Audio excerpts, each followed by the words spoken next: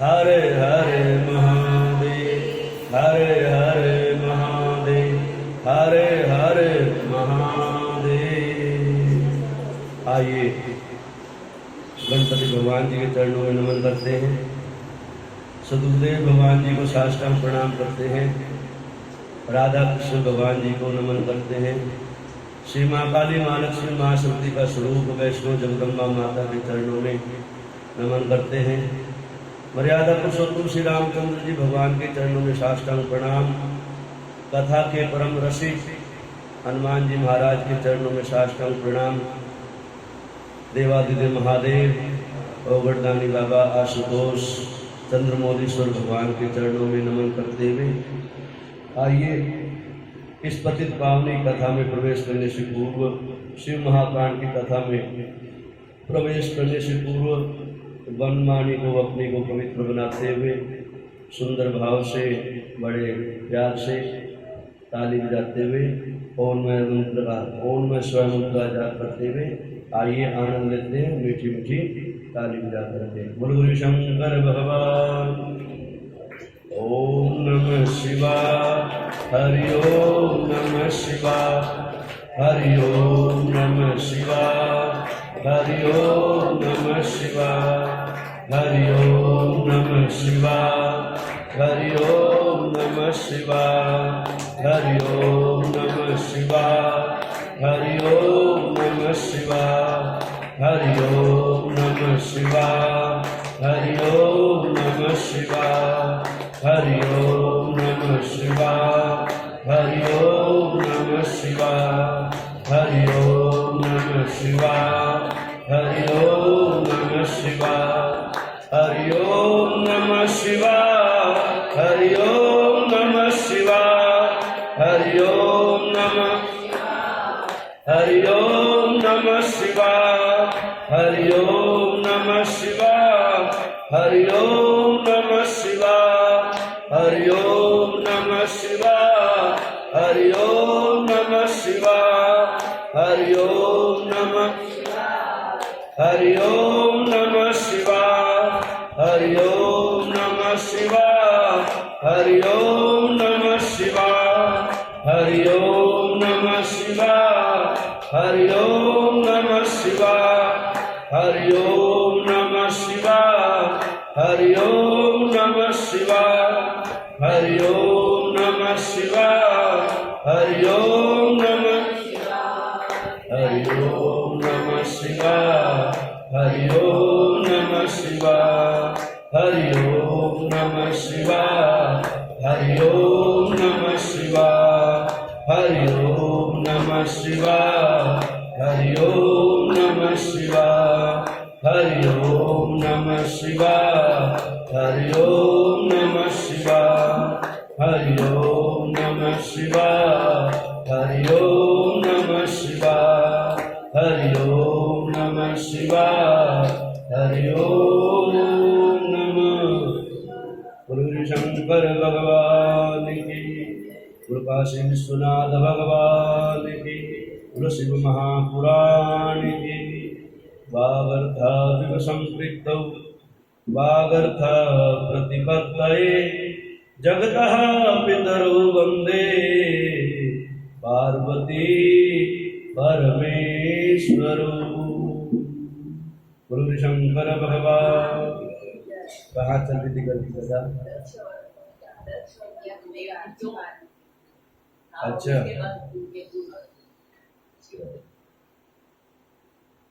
बस यही थी।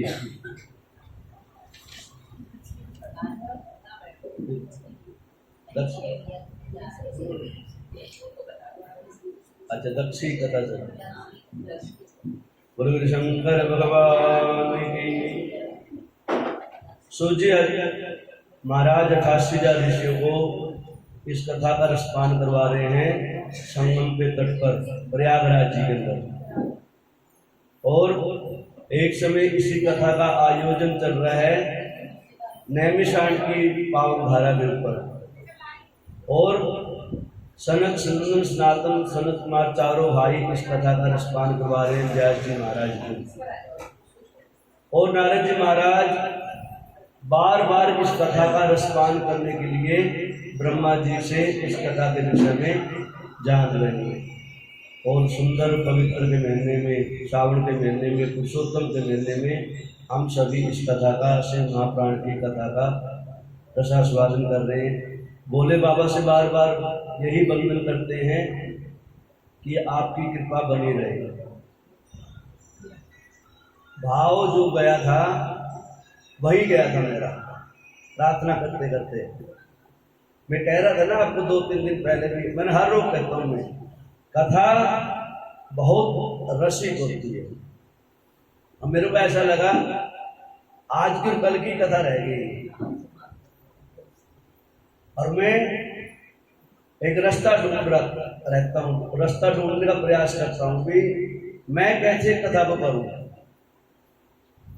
वैसे तो मैं पूरा प्रयास करता हूँ, बैठे बैठे पढ़ता रहता हूँ, खाली समय में रहने देता अपने आप में, लेकिन कथा सुनाना और सुनना और पढ़ना, इसमें बहुत भेद है, बहुत ज्यादा भेद है। जो कथा पढ़ी जाती है, पढ़ के फिर उस कथा को सुनाना, और जो फिर उसके अंदर से रस निकलता है ना, वो रस सुनाने के बाद में निकलता है, और फिर उस कथा को आगे जो है फैलाया जाए। तो मैं ये सोच रहा था, ध्यान करते रहते, प्रार्थना करते करते, फिर कल तो फिर शाम को तो कथा हो ही नहीं पाएगी मेरी। हाँ, तो मैं भोले बाबा से ही कह रहा था, भोले बाबा कल कैसे निकलेगा मेरा? सुबह तो निकल जाएगा, शाम का समय निकलना बड़ा मुश्किल हो जाएगा। हाँ हाँ, तो भाव जो है ना एकदम वहीं चला गया मेरा, भी कैसे जो है कल खाली रहेंगे, और फिर पूरे 15 दिन में तो श्रावण के खाली है, और श्रावण में हम कथा सुनते थे, और श्रावण के 15 दिन खाली निकलेंगे आगे। नहीं, वो तो बात ठीक है, चलते रहनी चाहिए। हाँ, तो वही भाव लग रहा था मेरा भी क्या होगा, 15 दिन कैसे निकलेंगे। तो मैं, ठीक है वो सारी स्थिति ठीक है, गृहस्थी में रहते सब कुछ करना पड़ता, करना भी चाहिए, लेकिन जो है भाव की प्रधानता जो है इतनी होती, प्रबल होती है, भाव के ऊपर ही सारी सृष्टि रुकी हुई है। भाव जब तक नहीं होगा, जब तक ना तो उस कथा में रस आएगा, ना सुनाने का ही मन करेगा। मैं तो ये सोचता हूँ, कोई मैंने शुरू जब करी थी कथा सुनानी, यहाँ पर कोई ज्यादा नहीं थे, एक माता जी आया करती थी 5 से, बूढ़ी अम्मा थी बेचारी, पंजाबी परिवार से थी, वही तुसी मुसी किया करते मेरे साथ में, तुझसे ऐसे कर दिया करो, तुझसे ऐसे कर। ये ओम नमः शिवाय का जो एक जो भजन याद हुआ ना मेरा, उन माता जी ने किया था मेरे को। हाँ, वो जबरदस्ती किया करते साथ, बैठा रहता है यहाँ पर, भजन याद कर, ढोलक बजाया कर। मैं तो माता हमारे आने के ना ढोलक बजाया करते ना गाया बजाया करते, हमसे तो मंत्र सुन लो जितना सुनना है, मंत्र पूरे दिन सुनाते रहे, उसमें कोई जो है कोई कसौटी नहीं करेगा, उसमें कोई त्रुटि नहीं रहेगी। ये जो भजन करने वाली जो है, ये तो वृंदावन वाले, मथुरा वाले, यूपी वाले गाया बजाया करते, ऐसे हम लोग बोला करते थे। उसके बाद फिर पता लगा माता जी का जो भाव जागृत हुआ, माता जी ने भजन लिख के दे दिया, एक और दिया था, वो पल्ले नहीं पड़ा, लेकिन ये भोले बाबा का पल्ले पड़ा। हाँ, तुलसा जी की भी आरती, हाँ उन्होंने सिखाई थी, एक तुलसा जी की आरती याद हुई, कार्तिक में गाने, कार्तिक कथा सुनने आया करते हैं। हाँ, उन्होंने शुरू भी करी थी कथा, उन्होंने करवाई थी, बेटा कार्तिक कथा भी होती है।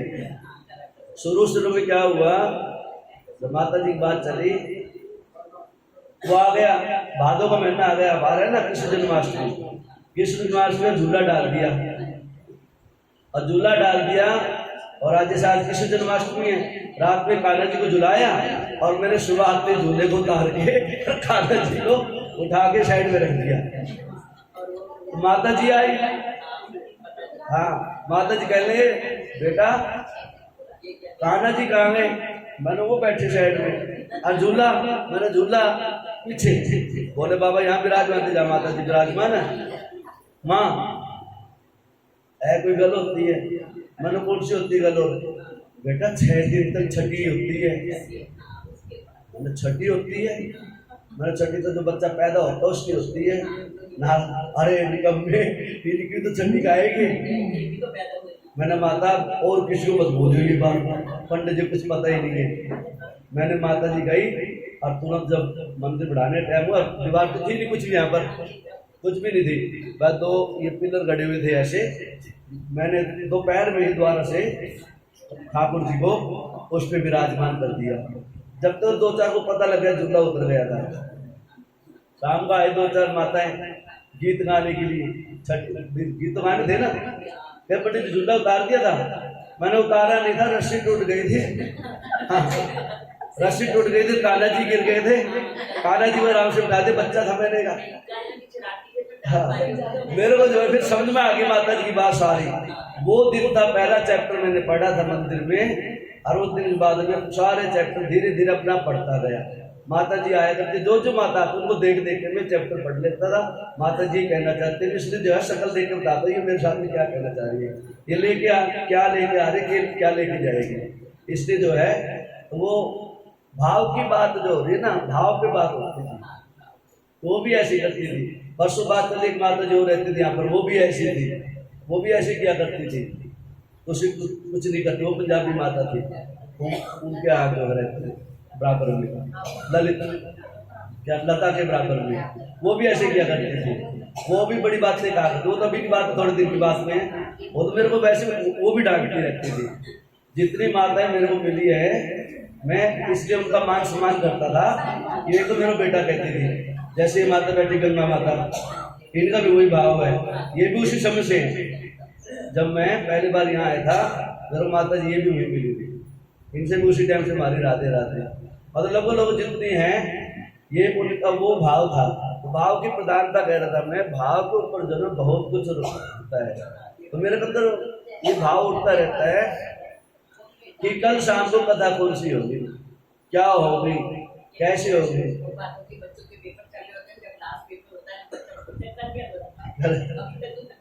तो वही बातें हैं।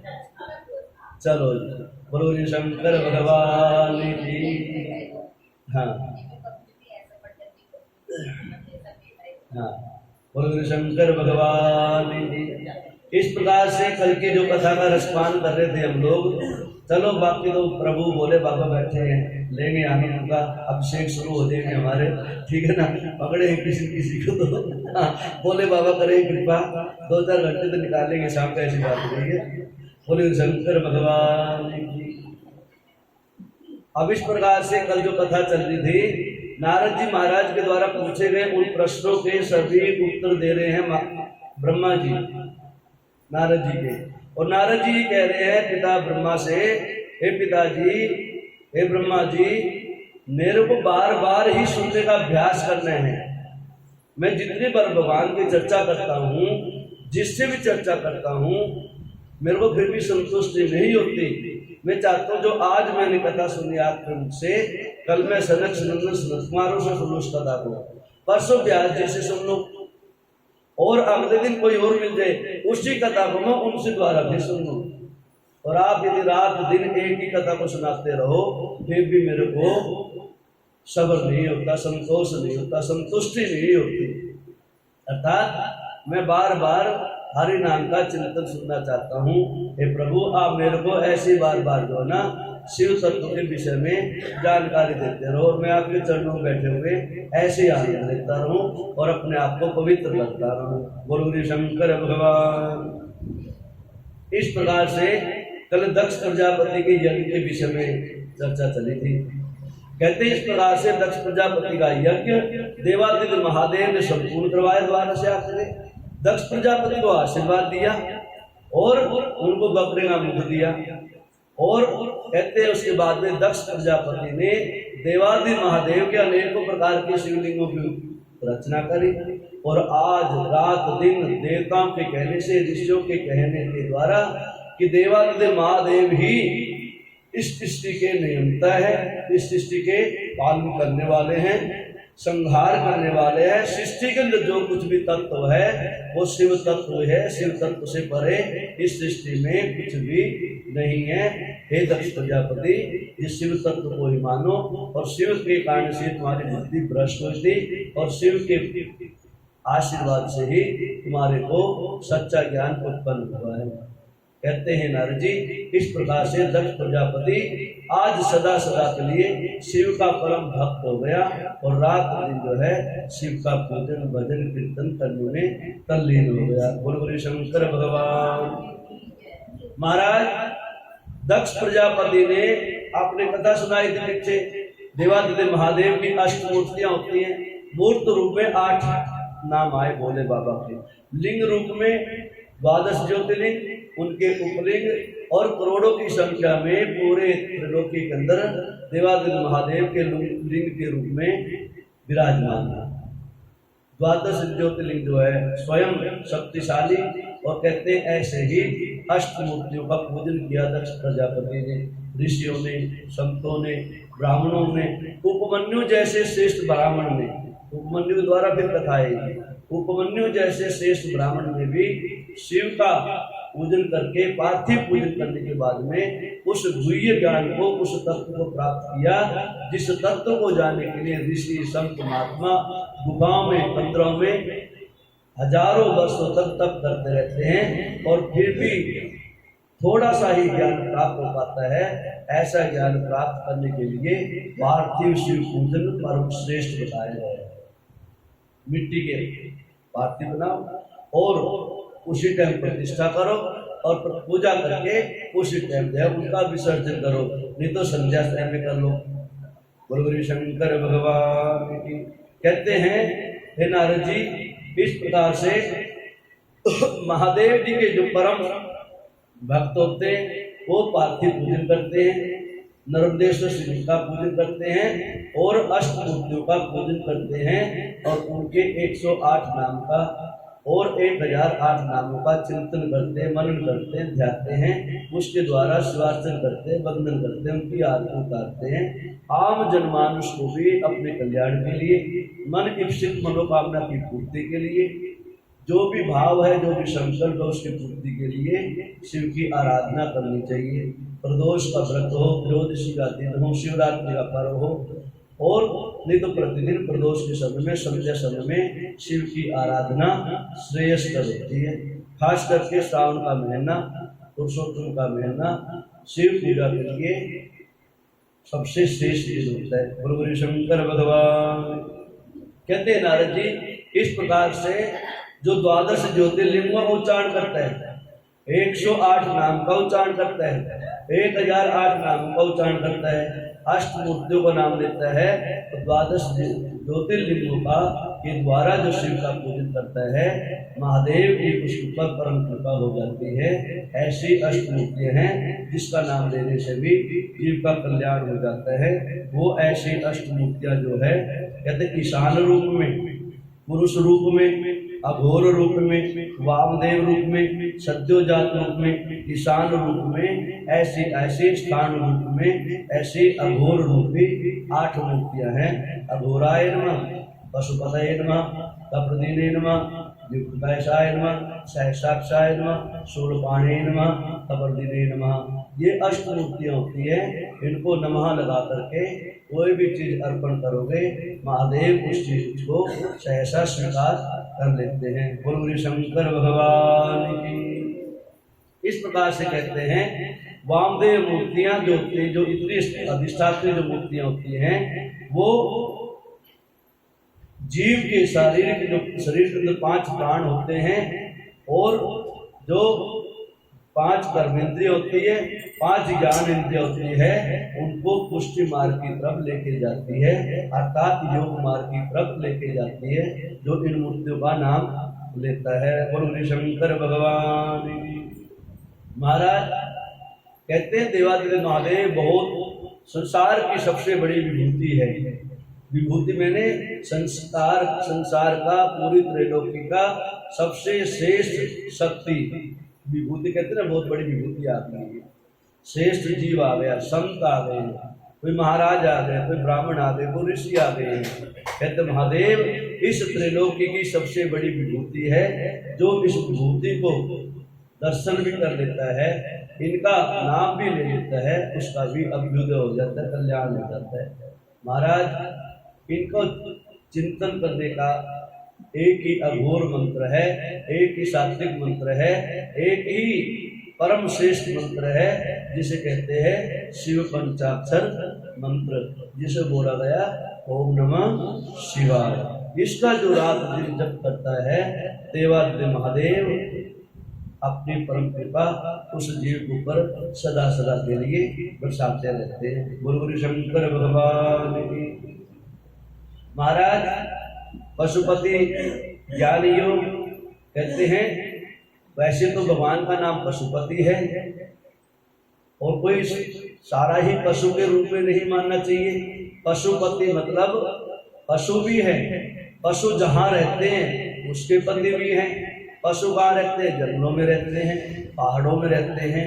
कहते महाराज फिर उनका नाम इसलिए जिस जहाँ पर रह के पशु पक्षी जलचर थलचर नभचर स्थावर चेरज उद्भिज अंडज हर प्रकार की योनि जहाँ पर रह करके प्रसन्न रहती है, प्रफुल्लित होती है, पुष्पित होती है, पल्लवित होती है, इसलिए देवादिदेव महादेव का एक नाम पशुपति नाम भी है।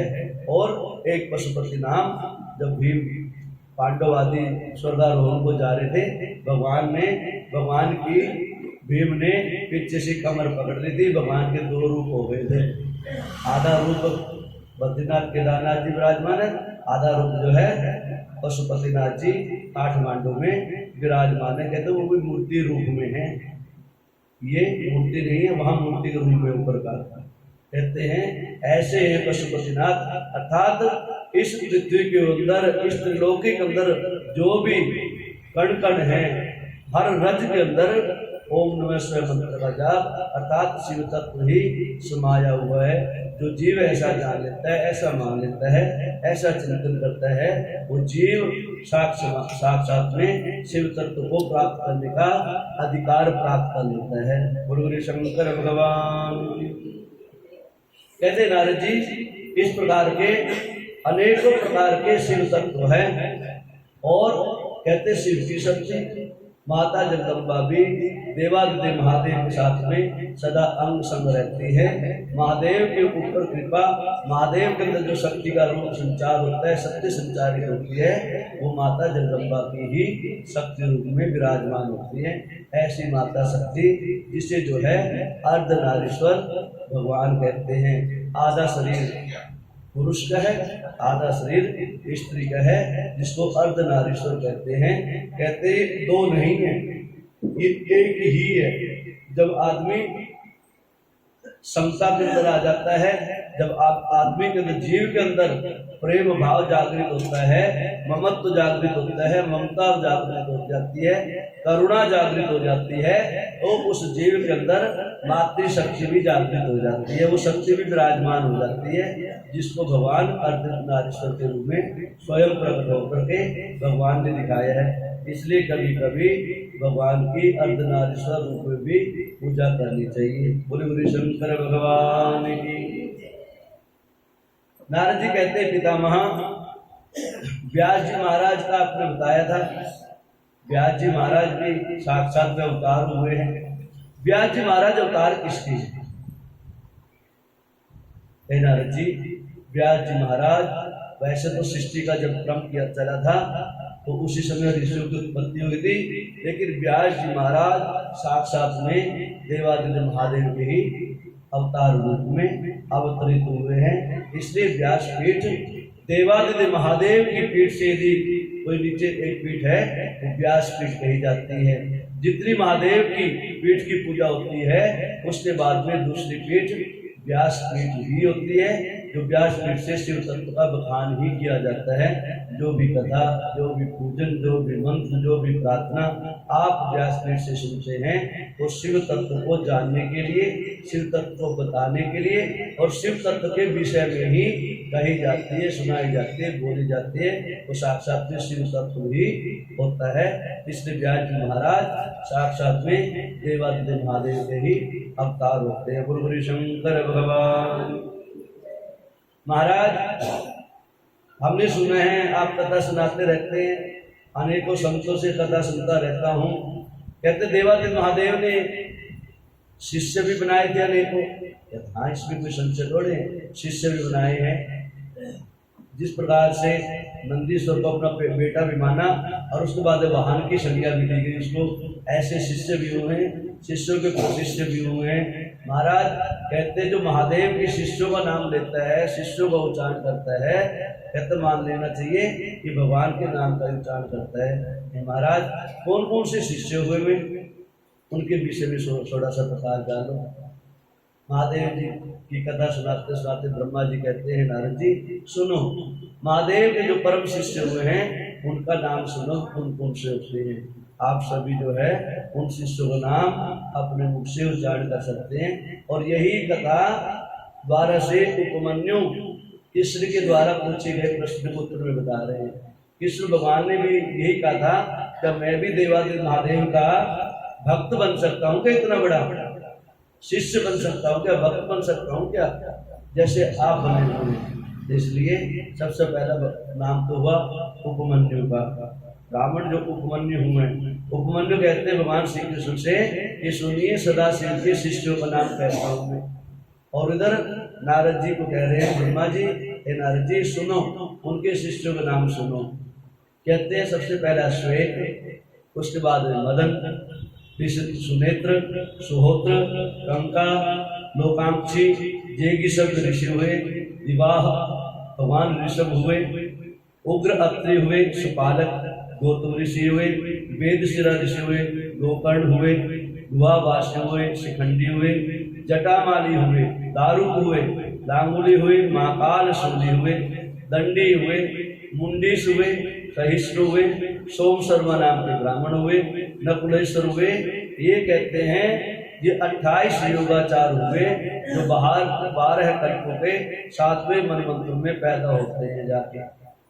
महादेव की जब कृपा होती है तब ये जन्म लेते हैं। जब महादेव का आदेश होता है इन शिष्यों को, जब भी वो अवतार लेते हैं। कहते उनके बाद में उनके 4 और शिष्य हुए फिर, उनके नाम कहते हैं श्वेत, श्वेत का केतु, प्रवेद का शिक्षा, श्वेताश श्वेत, लोहित, दुंदुभी, शत्रुप, ऋषिक, केतुमान, विशोक, विकेल, व्यास, पापनाशन, सुमुख, दुर्मुख, जर्गुम, दुर्तिक्रम, सनत कुमार, सनत, सनातन और सनातन, सधामा आदि। कहते हैं इस प्रकार से ये सारे मिलाकर के 100 की संख्या हो जाती है। जैसे शिव का नाम है ना 108 नाम होते हैं, ऐसे ही इनको भी आगे चल के 108 नाम शिष्य बन जाते हैं देवादित्य महादेव के। कहते हैं ये शिष्य भी ऐसे ही हैं, ऐसे ही शिष्यों का नाम ले लिया। मान लो कि आपने साक्षात में देवादित्य महादेव के अष्टोत्तर नाम से भगवान का पूजन कर लिया, 108 नाम से भगवान को पूजन कर लिया। इन शिष्यों के नाम लेने भी ऐसे ही कृपा प्राप्ति होती है। बोलो श्री शंकर भगवान की। महाराज शिव के पूजन के लिए, उपासना के लिए आपने बहुत विधान बताए। श्रेष्ठ उपासना, शिव का पूजन श्रेष्ठ कौन सा होता है नारद जी? वैसे तो सारे श्रेष्ठ पूजन होता है भगवान का। किसी भी समय, किसी भी अवस्था में, कैसे भी यदि भगवान का चिंतन किया जाए वो ही श्रेष्ठ होता है, वो ही अंत समय में पार लगा देता है।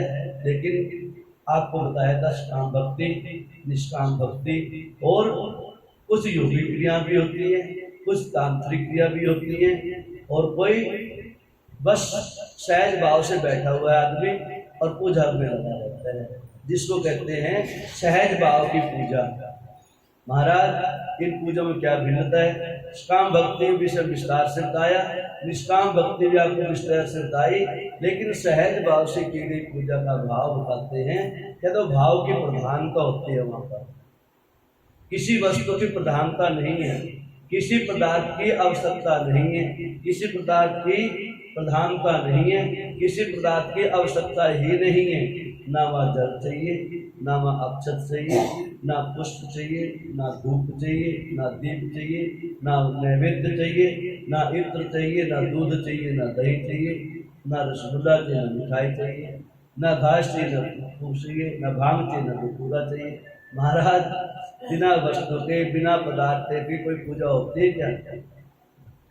कहता होती जब तो कहते हैं सहज भाव से, सरल भाव से की गई पूजा देवादिदेव महादेव बहुत जल्दी स्वीकार कर लेते हैं। महाराज ऐसी कौन सी पूजा है? कहते हैं ऐसी पूजा जब आदमी को विश्वास हो जाए महादेव के ऊपर, उस शक्ति के ऊपर, कि वो शक्ति इस जगत के अंदर हर कण के अंदर समाई होती है। कहते जब जैसे तीर्थ यात्री चलता है या कोई संत समाधि में बैठा है या योग के बल से, प्राणायाम के कारण से, प्राणायाम खींचने से, श्वासों का जब प्राणायाम करता श्वासों के द्वारा जब जिस भाव से पूजन किया जाता है उस समय भी भगवान की षोडशोपचारी पूजा, राजोपचारी पूजा, मानसोपचारी पूजा चलती रहती है योगियों की।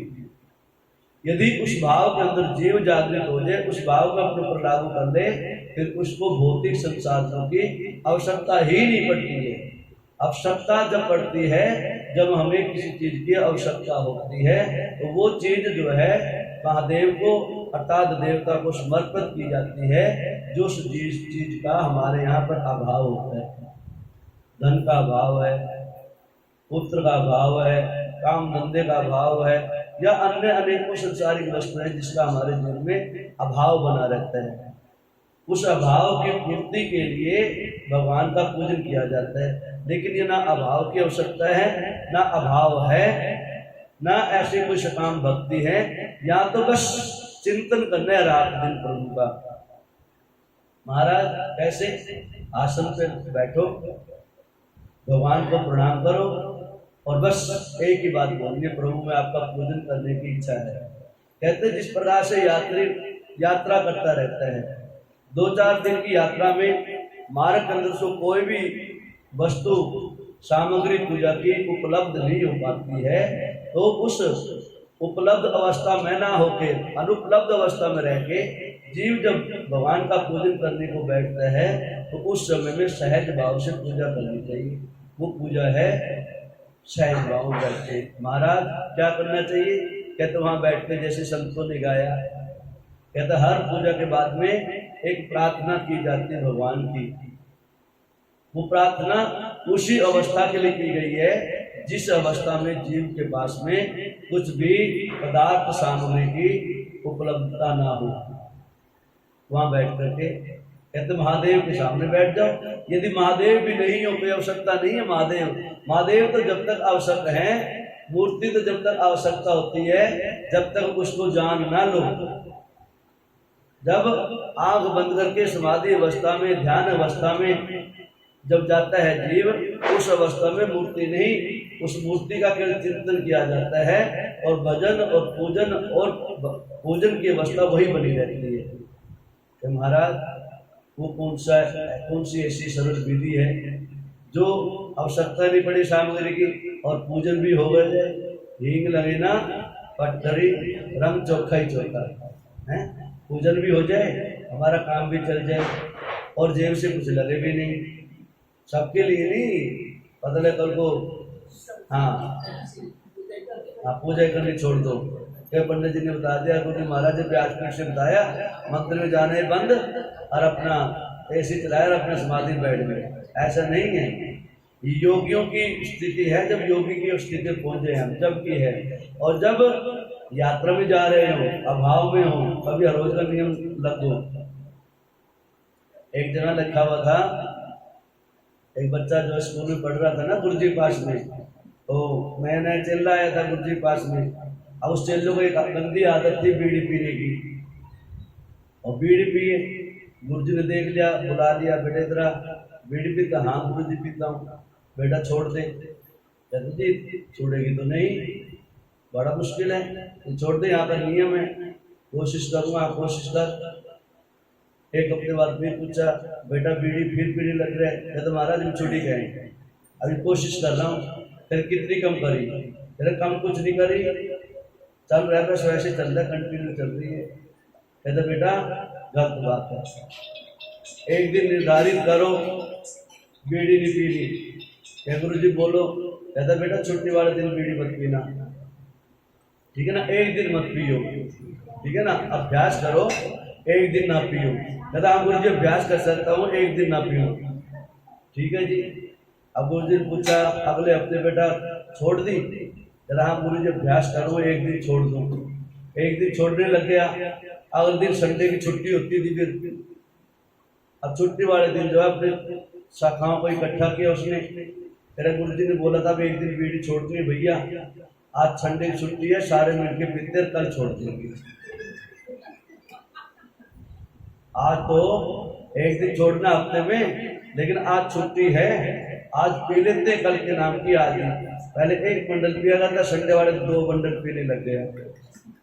गुरु जी ने पूछा बेटा बीड़ी छूट गई? यार गुरु जी अभ्यास किया। कहते कैसे अभ्यास किया? कहते जो तो अभ्यास हुआ नहीं, एक दिन तो आपका कहा मान लिया, संडे वाले दिन 2 बंडल पीने लग गया। कहता रे नालायक, जो संडे को 2 पीता है तो मंडे को 1 छोड़ के कौन सा तूने एहसान कर दिया उनके ऊपर है? तो ऐसा नहीं होना चाहिए है? कहने भाव ये था जो परंपरा चल रही आ रही है उस परंपरा को नहीं छोड़ना। पता लगे व्यासपीठ से बोला था बस घर में बैठ के पूजा करने, ऐसा नहीं है। पता लगे फिर यहाँ पर प्रसाद ही नहीं आएगा, बोले बाबा इंतजार करेंगे, ठीक है ना, फिर दूसरी कथा सुनानी पड़ेगी हैं, फिर दूसरी कथा सुनानी पड़ेगी। बोलो गुरु शंकर भगवान की। कहते हैं नारद जी वो अवस्था, वो ऐसे किसी घर में सूतक पातक दोष लग जाए, किसी कारणवश आज पूजन ना हो पाए, यात्रा में जा रहे हो, तीर्थ यात्रा कर रहे हो, कोई ऐसी स्थिति आन पड़े जिस दिन भगवान का पूजन नहीं हो तो उस दिन पूजन इस विधि से कर लेना। कहते हैं जब प्रार्थना करते हैं पंडित जी वगैरह पूजन के बाद में, वो यही प्रार्थना करवाते हैं, बताते नहीं है लेकिन हम क्या बोल रहे हैं। दिक्कत हमारे यही सबसे बड़ी रही है, हम जो करते हैं पूजन ना तो उसके विषय में बताते हैं, बस 2 घंटे आपको बैठा लेते हैं, 200 400 500 1000 2000 जो भी खींचनों तक खींच लेते हैं, उसके बाद प्रसाद दे देते हैं। बोलो शंकर भगवान। हाँ, सत्यनारायण की कथा के लिए एक माता जी ने बुला लिया। सुनो जी, एक माता जी ने सत्यनारायण कथा के लिए बुला लिया पंडित जी को, और वैसे पंडित जी को नहीं, आचार्य जी को। और कैसे बुलाया? जैसे शीला माता ने कहती थी हमारे जो है गुरु जी ना, हमारे पंडित जी बड़े अच्छे हैं, विद्वान हैं, बड़ी अच्छी कथा करते हैं। अब आदर्श नगर वाली बहन ने पंडित जी को न्योता दिया मान लो। अब शीला माता का तो के जो भेजेगी तो शीला माता ने देखा वजह भेजा, तो उसने जो है बहन ने क्या सोचा, ना तो पंडित जी के विषय पूछा पंडित जी क्या दक्षिणा लेंगे क्या नहीं लेंगे, और ना शीला माता से पंडित जी पूछ पाए आपकी माता जी क्या देगी क्या नहीं देगी। दोनों जो है एक स्थिति में जाके महाराज जी गाड़ी से गए, चौकी लगा दी, 2 ठाकुर जी विराजमान कर दिए, सरसों भद्र बना दिया, पंचांग पीठ बना दी, और बड़ी अब गए थे। देखो जिसका रोज करते हैं उसके पता होता है, जिसके पहली बार जाते हैं ना थोड़ा और एक्स्ट्रा करना पड़ता है दिखाने के लिए, या तो मेरे कब्जे में हो जाए, नहीं तो भाग जाएगा, फिर दिख जाएगी, लेकिन कुछ ना कुछ करना पड़ता है ज्यादा भी, इनकी लाज बची रहे। जिसने भेजा है उसको सुनने को नहीं मिले कोई गलत, इससे थोड़ा सा ज्यादा करना पड़ता है।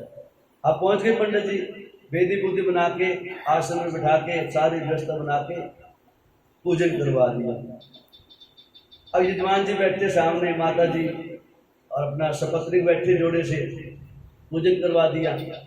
अच्छा 2-4 लोग आ भी जाते हैं पूछने के लिए।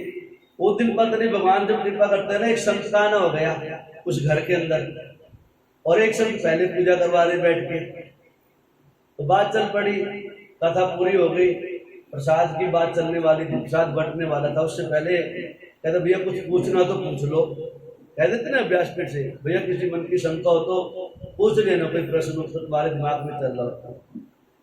तो कहते हैं जो मेहमान संत महाराज आए थे, अरे अमुक आदमी नाम लेके, ये आचार्य जी कहाँ से बुलाए?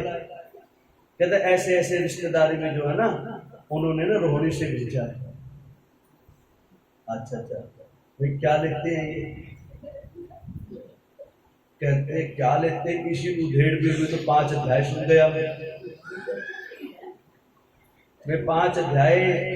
तब तो इन्होंने गणपति का पूजन किया, कब नवग्रह को खुश कर लिया, कब इन्होंने गणेश जी को पूजन कर लिया, कब कलश का पूजन कर लिया, कब कलावती सत्यवती आके चली गई, मेरे तो पता ही नहीं लगा।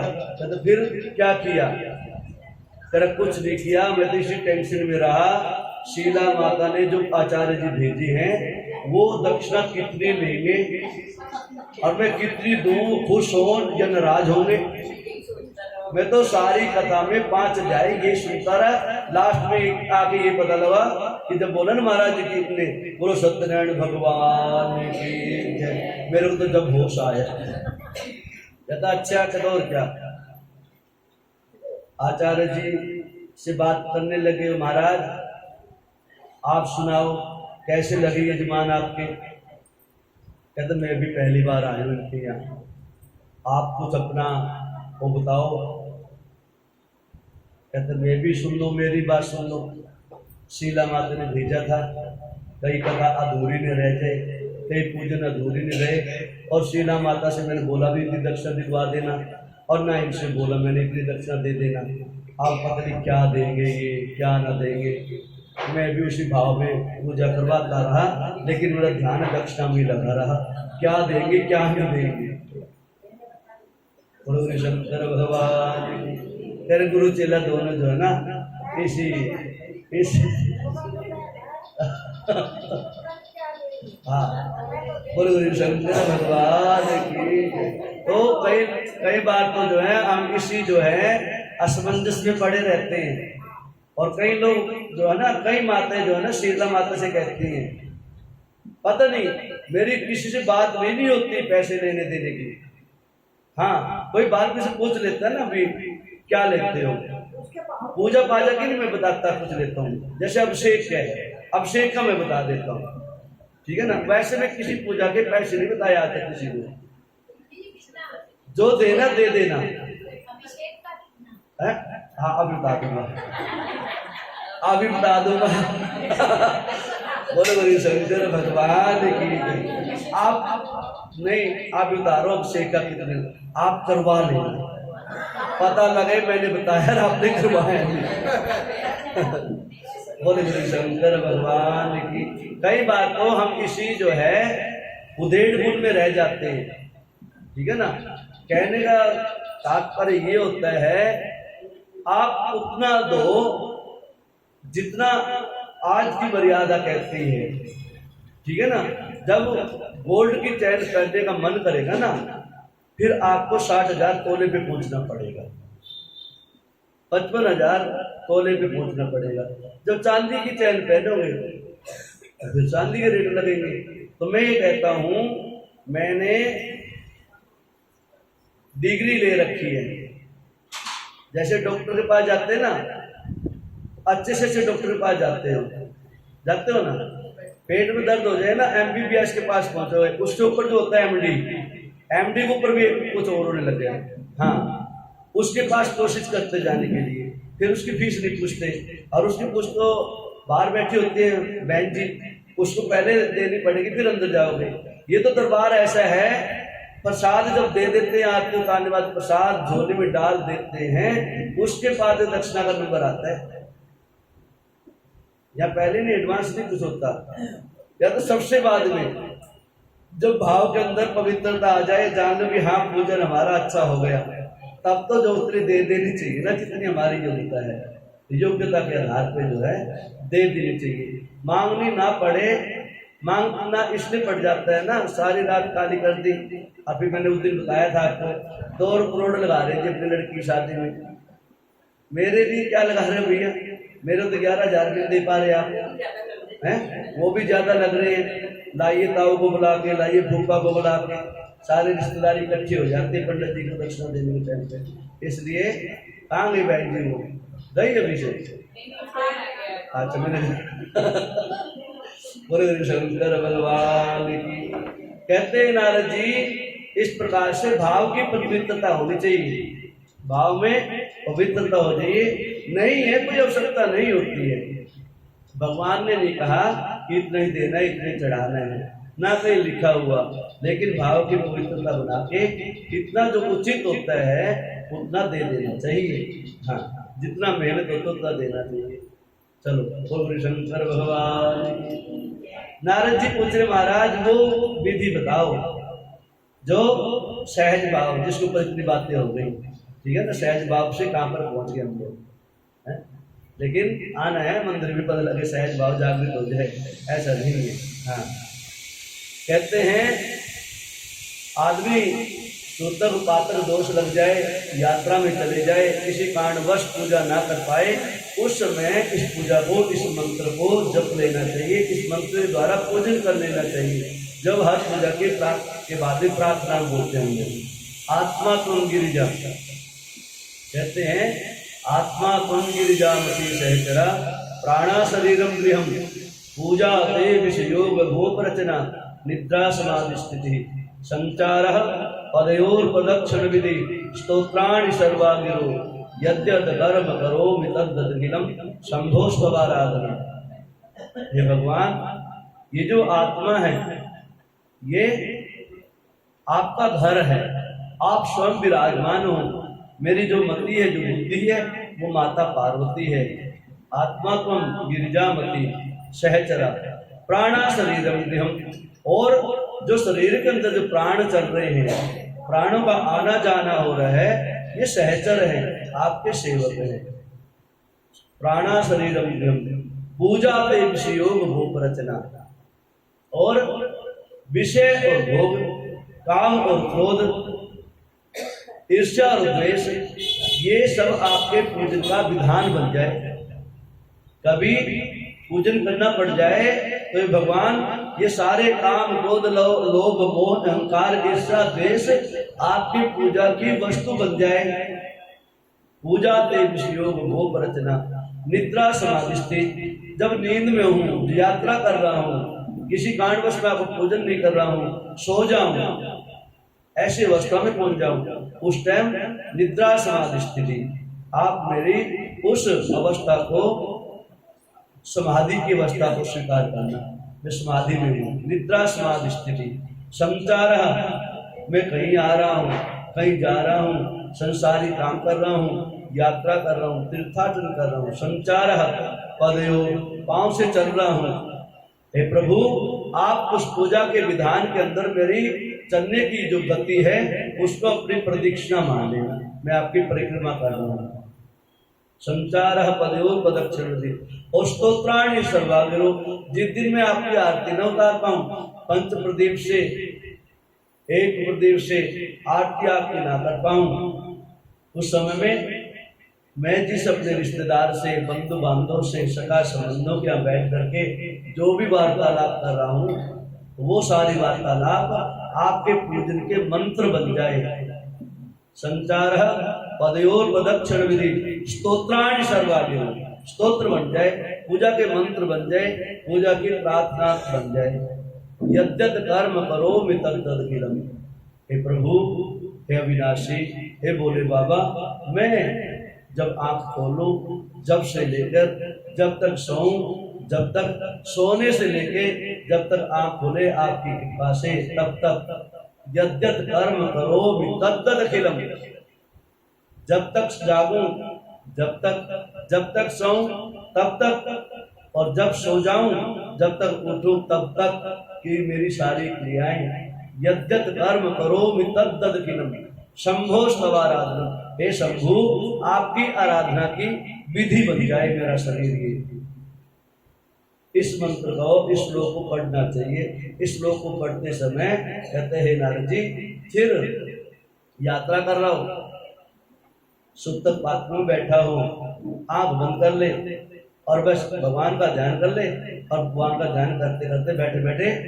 यही प्रार्थना करते रहे, भोले बाबा आप मेरे सामने विराजमान हो, मैं आपको जल चढ़ा रहा हूँ, अब आपको दही चढ़ा रहा हूँ, अब आपको घी चढ़ा रहा हूँ, अब आपको शहद चढ़ा रहा हूँ, अब आपको दूध चढ़ा रहा हूँ, अब आपको फूल चढ़ा रहा हूँ, स्नान कर रहा हूँ। जो भी आपने विधि अपनानी है वो सारी विधि बैठे बैठे जो है ना थोड़ी देर में समापन कर लेनी चाहिए जब समय का भी अभाव हो, और फिर चलते चलते भगवान की आरती उतार लेनी चाहिए।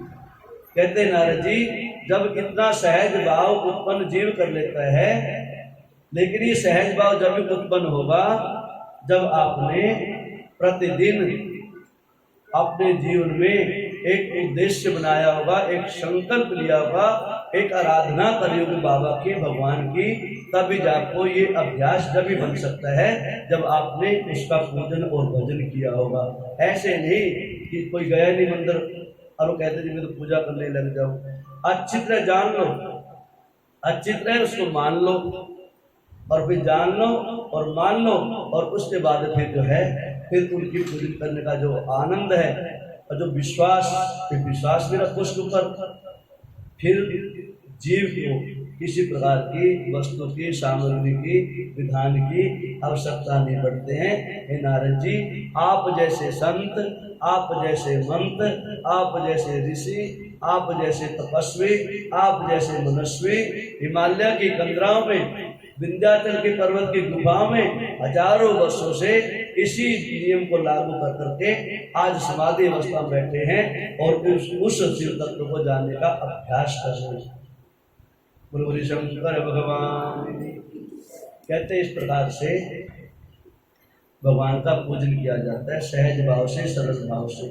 महाराज, ब्राह्मणों का आपने नाम दिया पीछे, और ब्राह्मणों को आपने बहुत श्रेष्ठ पद पे बैठाया। स्वयं देवादेव महादेव ने गाया स्टेज को कि ब्राह्मण मेरे सबसे सन्निकट रहते हैं। महाराज, क्यों रहते हो ऐसे भी सन्निकट? क्यों उनको भगवान के दूसरे नंबर पे पायदान पे लाके खड़ा किया? क्यों ऐसा? क्यों उन्हीं के चरणों में नतमस्तक होना पड़ता है? क्या उनके अंदर ऐसी खास विशेषता है? उसके विषय में नारद जी, मैं स्वयं ब्राह्मण ब्रह्मा, और तुम ब्रह्मा के मानस पुत्र स्वयं ब्राह्मण। अपनी विशेषता मैं स्वयं नहीं कहता, ये ब्रह्मा नहीं कह रहा, मैं अपनी इस ब्राह्मण की व्याख्या स्वयं शिव माता पार्वती को इस कथा को सुना रहे हैं, उसके विषय में बता रहे हैं। वही चर्चा बताता हूँ जो देवादित्य महादेव ने माता पार्वती को कही है। क्यों कहते हैं? अपने मुख से अपनी बड़ाई नहीं करनी चाहिए। कहते इसलिए नारद जी, माता पार्वती जी ने ही पूछा था एक प्रश्न, महादेव आपके यहाँ पर इतने ब्राह्मण हैं, आपने इन ब्राह्मणों को अपने से दूसरा पायदान कैसे दिया? आपने तो कई बार ये भी कहा कि ब्राह्मण मेरे को आदेश देते हैं, ब्राह्मणों की आज्ञा से मैं सृष्टि को चलाता हूँ, विधान बनाता हूँ, ये भी सुना आपसे। लेकिन ऐसा क्यों? कहते देवी, ब्राह्मण ही एक ऐसे हैं जो सारे नियम बनाते हैं। जो शिव तत्व के नियम हैं, ब्राह्मण ने ही जाना उस शिव तत्व को, और ब्राह्मण ने ही उस शिव तत्व को ऋषियों को बताया, संतों को बताया, मंत्रों को बताया। आम गृहस्थियों के यहाँ पर वो सारी शिव तत्व को जानने के लिए, मानने के लिए सारी व्यवस्था और जितने शास्त्रों का उल्लेख आया, सारे उस व्यास जैसे ऋषि महात्मा ब्राह्मण के द्वारा निर्धारित किए गए। इसलिए हे देवी, मेरा जो गुणगान करे रात दिन केवल अपने मुख से, अपने मनसा वाचा के क्रम से, तीनों प्रकार से रात दिन केवल एक शिव तत्व को जानने का अभ्यास करता है, उसे ब्राह्मण कहते हैं। अर्थात ब्रह्म को जानने की रात दिन जिसके अंदर ललक लगी रहे, रात दिन जगाता रहे आम जीव को, रात दिन धर्म की ध्वजा को फहराने का अभ्यास करता रहे, लोगों को जगाता रहे। इसलिए हे देवी, मुझको ब्राह्मण सबसे प्रिय है, क्योंकि शिव तत्व का तथा शिव तत्व की व्याख्या ब्राह्मण ही अपने मुख से कर पाता है। इसलिए ब्राह्मण को इस जगह पे मैंने श्रेष्ठ पद पे विराजमान किया है। नारद जी, इस प्रकार से अनेकों ऐसे उपमन्यु जैसे ब्राह्मण श्रेष्ठ ब्राह्मण हुए, और वहीं से कुल परंपरा चली आ रही है कि वैदिक संस्कृति का पालन करने के लिए, अनुष्ठान की पद्धति को चलाने के लिए योग मार्ग को चलाने के लिए, और जितने भी मंत्र यंत्र तंत्र है उनकी रक्षा करने के लिए स्वयं जब मैंने आपको गुह्य ज्ञान दिया था, वो गुह्य ज्ञान मैंने और आपने मिलकर के इन्हीं ब्राह्मणों को दिया था। इसलिए इनके पास वो सारा सार तत्व है, जिस सार तत्व को ये बड़ी बड़ी व्याख्याओं के रूप में आम जनमानुष के कल्याण के लिए, आम जनमानुष के अभ्युदय के लिए, आम जनमानुष के मनोकामना की सिद्धि करने के लिए ये आप लोगों को सुनाते रहते, गाते रहते, समझाते रहते, मनवाते रहते। इसलिए ब्राह्मण श्रेष्ठ है नारद जी। महाराज ब्राह्मणों का इसलिए पूजन सबसे पहले किया जाता है। कहता हाँ, ये इसमें कोई परिपाटी नहीं है, कोई किसी ने लागू करी हो, ये ऊपर से परंपरा चली आ रही है। इस परंपरा के अंदर हमारा कोई लेश मात्र भी ना हम इसको आगे कर सकते, ना इसको पीछे करते हैं। ये तो शिव तत्व की कृपा है, ये तो महादेव की कृपा है। महादेव का जैसा आदेश होता है वैसे हम लोग चलते रहते हैं। बोलो गुरु शंकर भगवान। महाराज आप कह रहे थे पीछे कथाओं में एक पंचाक्षर मंत्र ही पूरा सार है। नारद जी जितनी बार सुनोगे, एक ही बार सुनोगे, सिर्फ पंचाक्षर मंत्र ही वो अमोघ वो गूढ़ ज्ञान है जिसको जीव हृदय में धारण कर लेगा, उस जीव को शिव तत्व की प्राप्ति हो जाएगी और अंत समय में शिवलोक को प्राप्त कर लेगा। इसमें लेश मात्र भी संशय नहीं है। इसलिए हे नारद, जितना निश्चल भाव से, जितना सहज भाव से, जितना सरल भाव से शिव पंचाक्षर मंत्र का जाप करोगे, उतनी जल्दी देवादेव महादेव की कृपा उस आम जनमानुष के ऊपर हो जाएगी और उसके द्वारा जीव अपना मनोरथ सिद्ध कर लेगा। बोलो गुरु शंकर भगवान। महाराज आप पीछे बता रहे थे, अपनी आयु के विषय में बता रहे थे। मैंने पूछा था ब्रह्मा की कितनी आयु, विष्णु की कितनी आयु, रुद्र की कितनी आयु, वो मेरे समझ में आएगी बात। फिर आपने युगों का पीछे कथा सुनाई थी कि कैसे सृष्टि बनती है, कैसे युग बदलते हैं। और कहते हैं महाराज आपने एक और बात बताई थी, सतयुग, त्रेता, द्वापर और कलयुग। और अभी तक मैं सुनता जो आ रहा हूँ, एक ही बात सुनता आ रहा हूँ, जिस संत ने भी व्यासपीठ पे कथा को सुनाया यही कहा, यही सुनाया कि आने वाला कलयुग, आने वाला कलयुग, कलयुग मैंने काला युग, ऐसा समय आएगा जहां पर हरि की चर्चा बंद हो जाएगी, मान सम्मान खत्म हो जाएगा, बड़ों की सेवा खत्म हो जाएगी, माता पिता के मुकदमे चलने लग जाएंगे, भाई बहन की आपस में शत्रुता हो जाएगी, कटुता हो जाएगी, संबंध जो बनेंगे किसी कारण विशेष से बनेंगे, स्वार्थ के वशीभूत हो जाएंगे, कन्याओं को बेचने लग जाएंगे और दुल्हा दुल्हन बिकने लग जाएगी, बोली लगने लग जाएगी। महाराज कैसी स्थिति आएगी? वही कलयुग है क्या? कहता बिल्कुल नाराज, बिल्कुल ऐसे ही है। कहता ऐसे ही कलयुग आएगा। कहते हैं रिश्तेदारी जो बनती थी, मैंने भागवत जी में सुनाई थी, हमारे समझे सुनने आए थे। रिश्तेदारी किसे कहते हैं, कहाँ बनती है, समधी किसे कहते हैं, समधन किसे कहते हैं, मामा किसे कहते हैं, चाचा किसे कहते हैं, फूफा किसे कहते हैं, भाई किसे कहते हैं, इन शब्दों का सबका सार है, ऐसे नहीं बनेगी। और जहां रिश्तेदारी बनाई जाती है उसके विषय में बताया वहां पर समधी किसे कहते हैं। संस्कृत शब्द है सारे, भाई भी संस्कृत का है, बहन भी संस्कृत की है, चाचा भी संस्कृत का है, मामा भी संस्कृत शब्द है, संस्कृत है, लेकिन हिंदी में हम लोगों ने कर रखा प्रयोग, वो आम जन भाषा बोला रखी है।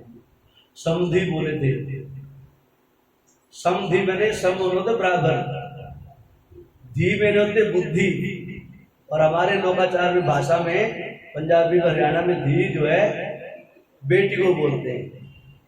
धी मैंने खजाना, धी मैंने बुद्धि, धी मैंने बेटी, ठीक है ना। गायत्री मंत्र पढ़ते ना, उसमें धी शब्द आते हैं, धीमहि, तो वो धीमहि बुद्धि का शब्द है। और यहाँ जो बात चल रही है समधि, यहाँ पर बुद्धि का है, लेकिन समधि किसको बना दिया जाए, फिर वहां आता है भी अपनी धी किसको दी जाए। ऐसा समधि होना चाहिए।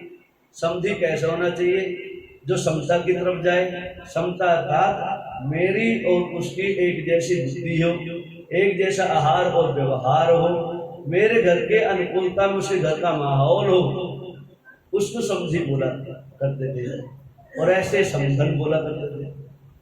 समधन, जैसे तुम अपने धन को पवित्र मानते हो, अपने धन को श्रेष्ठ मानते हो, ऐसे जो मेरा धन है, कन्या रूपी जो धन है ना, शास्त्रों में आया है स्त्री रूपी धन, कन्या रूपी धन। स्त्री को धन बताया गया। जब बोले बाबा शुंभ निशुंभ ने देख लिया था नारद जी के द्वारा, और उधर जलंधर को भी बोला था एक बार, यहाँ बैठा हुआ त्रिलोकी का राजपाट लेके, लेकिन स्त्री रत्न नहीं है तेरे पास में, ठीक है ना, वहां पर उनको ऐसे बोला गया था। तो कन्या रूपी धन, समझना, मतलब जो होने वाली समधन है वो अपनी पुत्री जैसा व्यवहार होने वाली अपनी बहू के साथ में करे, उसको समधन बोला गया। तुम्हारा धन और मेरा धन बराबर है, तुम्हारी बुद्धि मेरी बुद्धि बराबर है, तुम्हारी बेटी जैसे तुम लाड प्यार से रखते हो, ऐसे ही मेरी बेटी भी ऐसी लाड प्यार से रखना। इनको समझी और समधन बोला गया था। तो ये सारे जो है ऐसे शब्द बने थे। तो नारद जी कह रहे महाराज तो कलयुग में तो कोई शब्द रहा ही नहीं। कहते जब तो कथा ही चल रही है, कथा सुनने का सुनाने का सार तत्व तो यही है। बस भागवत जी कथा सुनना, किसी कथा सुनना, कहते इन कथा का एक सार तत्व तो यही है। जिस समय हम यहाँ बैठे हुए हैं, जिस जगह पे बैठे हुए हैं, जिस देश में बैठे हुए हैं, जिस स्थिति में बैठे हुए हैं, उस काल की गणना के नाम से उस समय का नाम है कलयुग। कलयुग के अंदर बैठे हुए हैं, कलयुग की चर्चा कर रहे हैं नारद जी। हम आने वाला समय वो ऐसा समय आएगा। महाराज संत इतनी दूर की सोचते हैं क्या? कहते उनको इसलिए तो संत कहा गया, इसलिए तो ब्राह्मण कहा गया, उन्हें इसलिए तो गुरु कहा गया, इसलिए उनको मुनि कहा जाता है कि वो त्रिकालदर्शी होते हैं। भूत भविष्यत और वर्तमान के विषय में वो उनके पास में अच्छी जानकारी होती है। जो आने वाला समय है वो अपने दिव्य दृष्टि से पहले ही जान लेते हैं। इसलिए गुरु लोग, महाराज लोग, संत लोग पहले से बताते हैं भैया हरि के भजन में लग जाओ, नहीं तो ऐसा ऐसा समय आएगा। एक ऋषि हुए अपने हरियाणा में, लक्ष्मी चंद जी, पंडित लक्ष्मी चंद जी, उन्होंने 18 प्राणों का निचोड़ अपने भजनों के माध्यम से रख रखा है। जो कौशिक भाई भजन गाते हैं ना, उन्हीं भजनों के अंदर से निकले भजन है। उन्होंने उन्हीं की भाषा है ये, कलयुग में क्या क्या हो जाएगा। तो संत जो है बहुत दूर की सोचते हैं, हम लोग जो है आज की और कल क्या होगा यहाँ तक सोचते हैं। संत ये सोचते हैं आज तो होना तो हो चुका, परसों नरसों कब क्या होगा, वो बहुत दूर की सोचते हैं। कहते हैं नारद जी कलयुग के विषय में चर्चा चलती है। जब 88,000 ऋषि महात्मा सूर्य जी महाराज 88,000 ऋषियों को इस कथा को सुना रहे हैं। हे नारद जी तुम भी उस कथा को सुनने के लिए वहीं पर विराजमान थे, तुम्हारे मन में वही चर्चा चली थी, क्या ऐसा समय आएगा? नारद जी कह रहे हैं महाराज मैंने ऐसा विषय रखा था। हाँ, ये विषय लेके तुम विष्णु जी के पास पहुंचे थे भी, क्या सच्ची में माता पिता के प्रति पुत्र का एक भाव जागृत हो जाएगा? भाई और बहन के संबंध कितने नीचे स्तर पे आ जाएंगे, पिता और पुत्र का इतना संबंध निकृष्ट हो जाएगा, क्या धर्म की बिल्कुल ग्लानि हो जाएगी, धर्म बिल्कुल जड़ से समूल नाश हो जाएगा। कहते समूल तो किसी का नाश नहीं हुआ है नारद, लेकिन कहते डूबते को तिनके का सहारा। उस समय भी उस कलयुग से बचने के लिए एक ही श्रेष्ठ उपाय रहेगा वो उपाय है केवल हरि नाम का सुमिरन, शिव पंचाक्षर मंत्र का जाप। कहते नारद जी उसी क्रम में आगे तुलसीदास बाबा ने वो चौपाई लिखी थी। कलयुग केवल नाम आधारा, नाम आधारा, सुमिर सुमिर नर उतरहि पारा।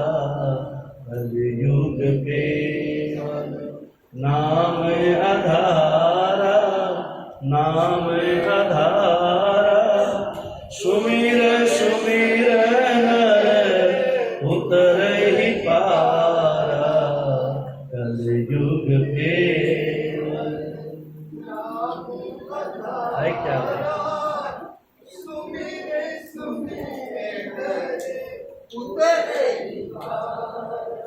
है नारद जी।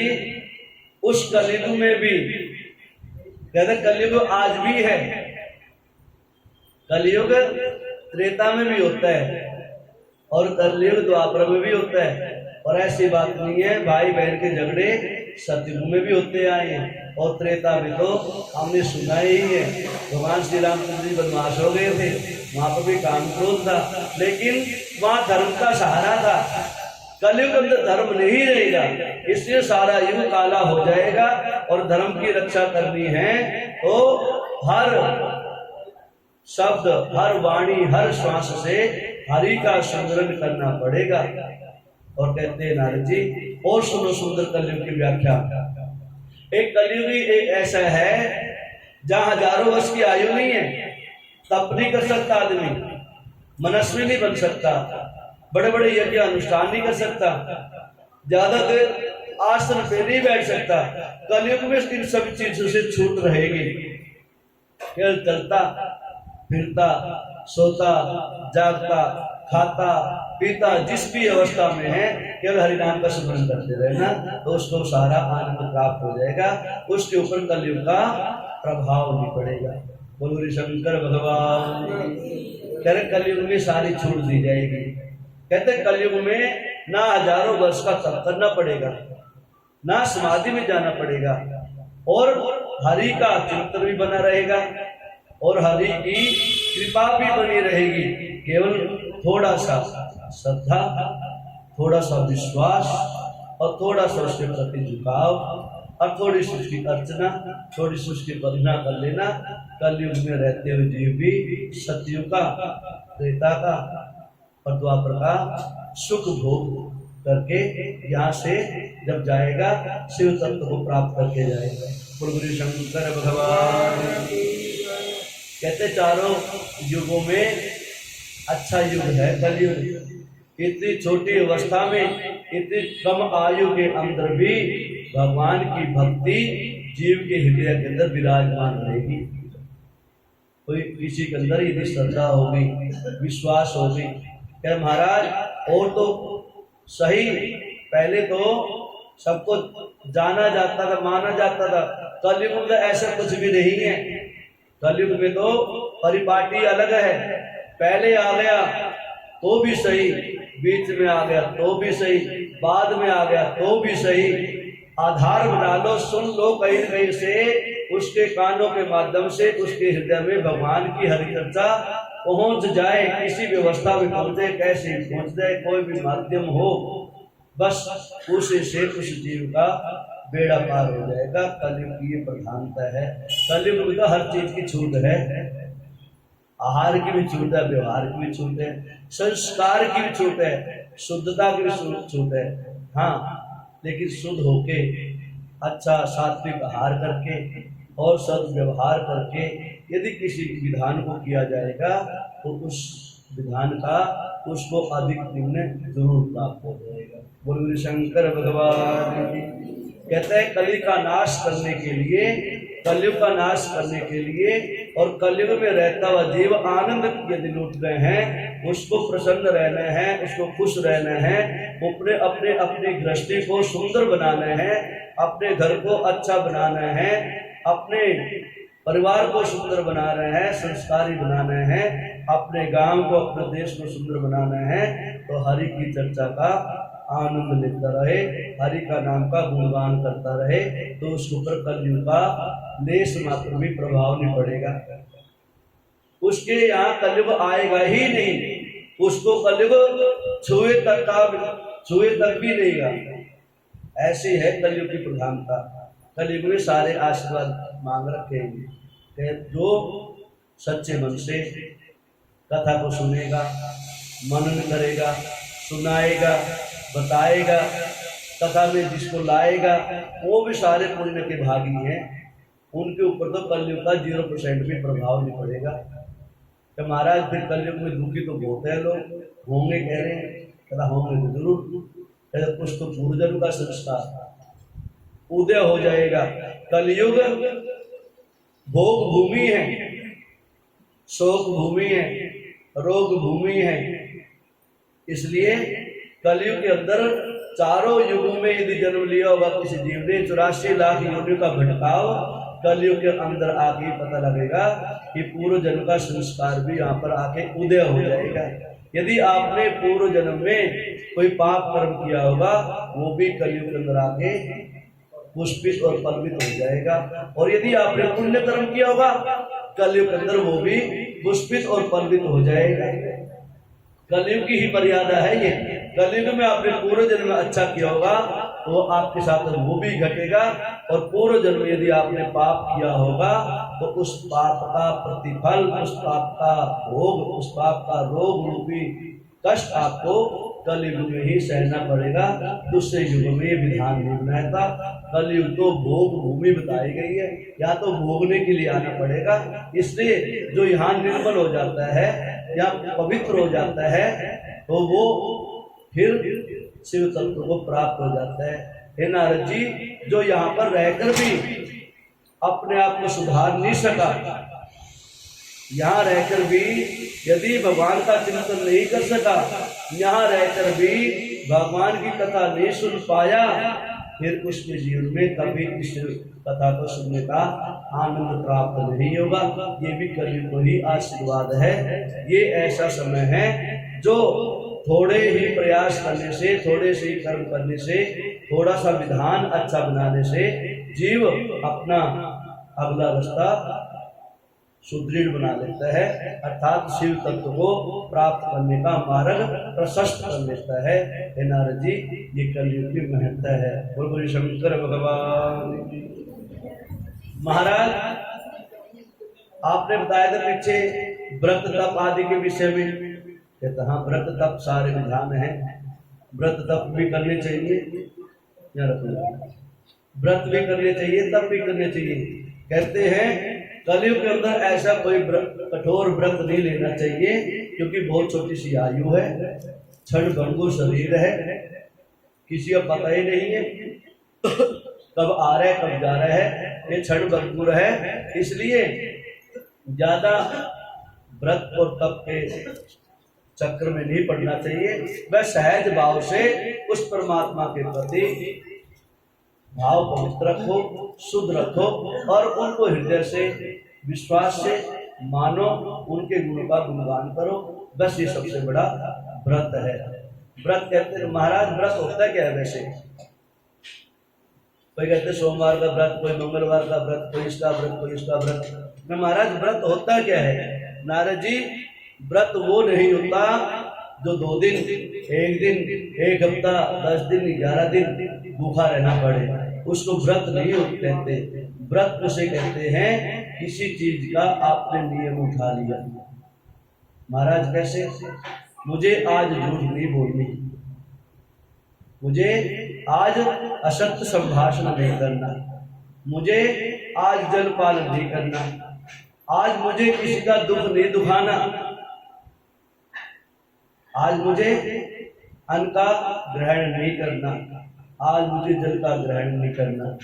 किसी नियम को अपने ऊपर 1 दिन, 2 दिन, 4 दिन लागू करने के नियम को व्रत बोलते हैं, ना कि भूखा रहने से नहीं।